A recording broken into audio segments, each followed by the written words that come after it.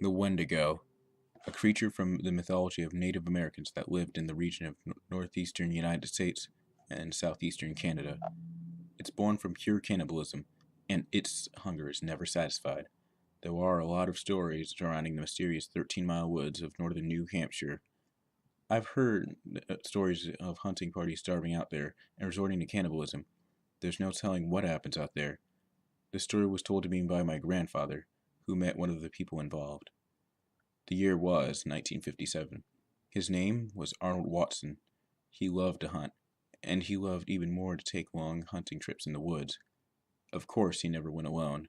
He had a couple of old friends he'd take along, Andy Johnson and Darrell Trimble. He hadn't seen them in years, so they all decided to go on a week-long hunting trip.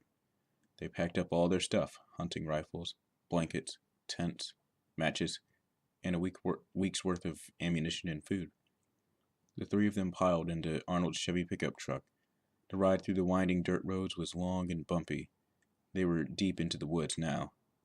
At the end, the engine started making clicks and sputtering noises like it was breaking down, and it slowed to a stop. "Start, goddammit," said Arnold as he banged on the wheel. "Did you fill her up before we left?" asked Andy. "I must have forgotten," Arnold said as he sighed and sat back in his seat. "We might as well make camp near here, but I don't want to get too far from the truck." So they ventured in the woods a bit and found a small clearing near a river where they could set up their tents. It was already getting dark, so they started a fire, had a little something to eat, and then all went to bed. They slept with their guns at their bedside just in case. They all slept soundly throughout the night. Arnold was the first to wake. He stood up and stretched, letting out a long yawn. He stepped outside of the tent and rubbed his eyes. He couldn't believe what he was seeing. A bear had come, tossed everything about, and eaten almost all of their food. Arnold ran into his tent, grabbed his rifle, aimed at the bear. His running around had already startled the bear. It had gotten away before Arnold could get a clear shot. "Andy! Darrell! Get up! The damn bear's gotten our food!" Andy and Darrell scrambled up.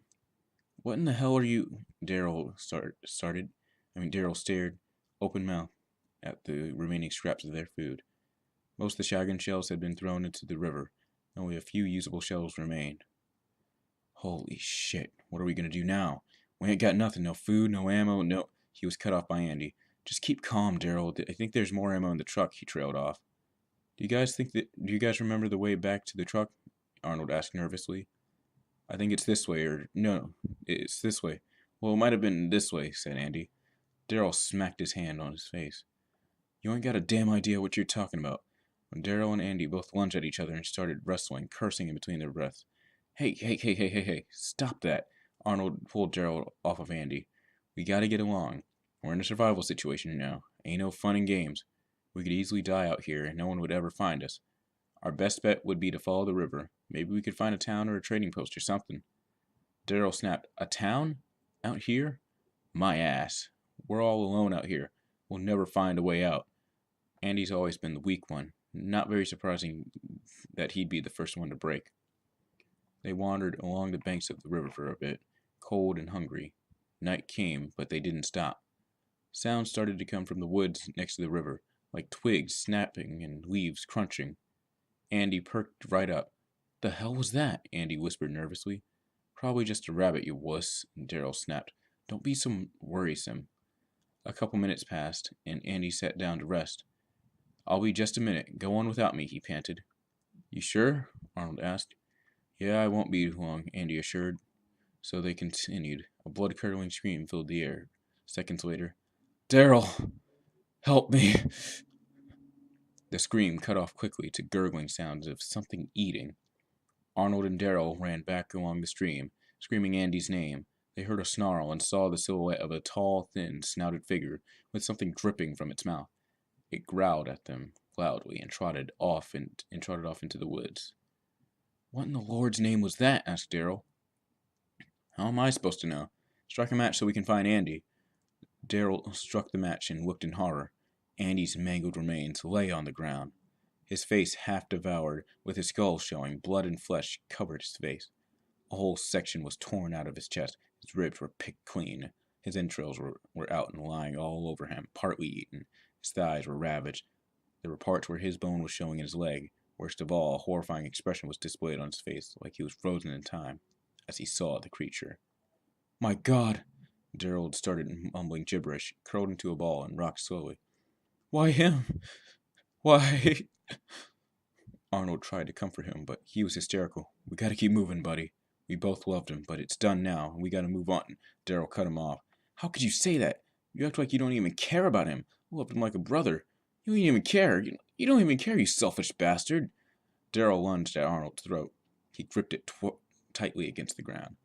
Arnold struggled to get out of his grip, kneed him in the stomach. Daryl fell to the ground. Arnold started pounding him in the face. Daryl was hopeless at this point.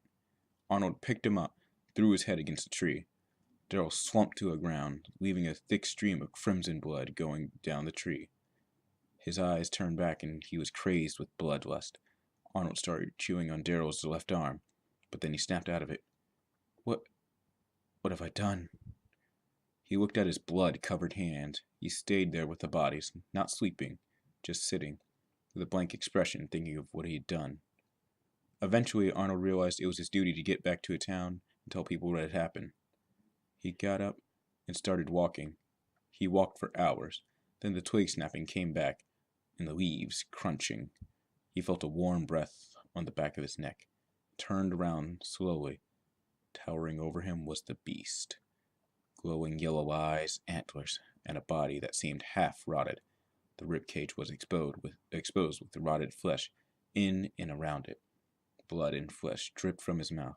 His face covered in raw muscle and deep cuts. In areas that weren't rotted, like his back and shoulders, were carpeted in short, patchy, light brown fur. One of its arms was completely rotted to the bone. Arnold screamed and ran, but it leapt and tackled him. It growled in his face and bit a chunk from his leg. Arnold screamed in agony, trying to escape from under it, and squirmed and kicked until he got free, and tried to start punching it. This only angered it more. It lunged at him, but this time Arnold moved out of the way, and the beast tumbled right into the river. Arnold saw his chance. He tried his best to limp over to the river, where it was recovering from the fall.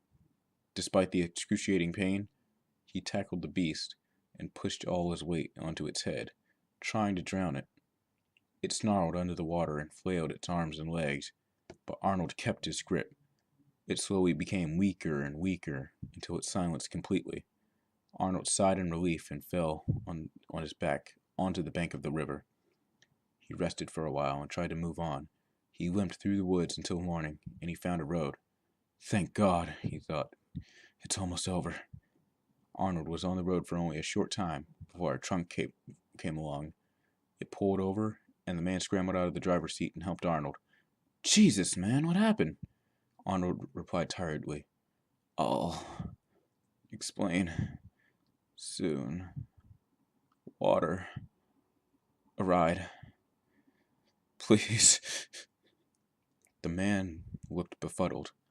Of course. Let me help you into the car. Arnold climbed in and took a big, long swig of water from the man's bottle. He told the entire story to the man. The same one I just told you. That man was my grandfather. Arnold was taken to a hospital but died due to an infection in the wound on his leg. Every once in a while, hunters will come back with stories of hearing loud, blood-curdling screams or similar stories of cannibalistic beasts. Whether they're true or not, there's something lurking in the 13-mile woods. If you ever decide to take a trip there, and you find an old 50s truck or an abandoned campsite, turn back. For God's sake, please turn back. And if you don't, may God help you.